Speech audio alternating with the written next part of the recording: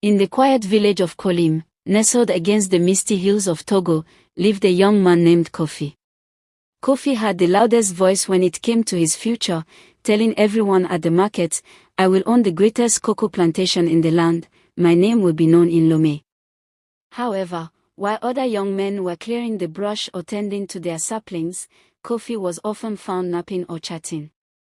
He had the fire of ambition in his words, but his hands were soft and unused to the hoe. One afternoon, Kofi's uncle, Ton, arrived at Kofi's gate.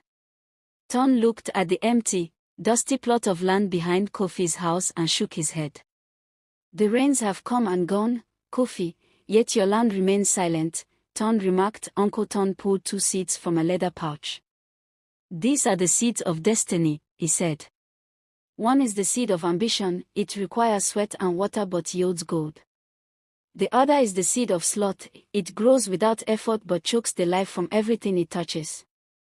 Kofi took the seeds, intending to plant the seed of ambition the very next morning. But when the sun rose, the air felt too humid, and his bed felt too soft. "I'll do it later," he whispered. Eventually, he grew tired of looking at them and tossed both into the dirt together. Weeks passed. Kofi woke one morning to find his field transformed into a nightmare. The seed of sloth had exploded into a tangled mess of thorns and suffocating vines. Beneath the shadow of the weeds, the seed of ambition was a tiny, pale sprout, struggling for a single ray of light. Uncle Ton returned and found Kofi weeping. "Laziness is the only crop that grows on its own," Ton said sternly.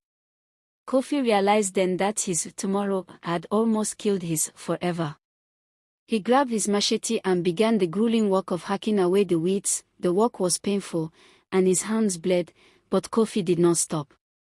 Years later, that tiny sprout grew into the tallest tree in Kolim.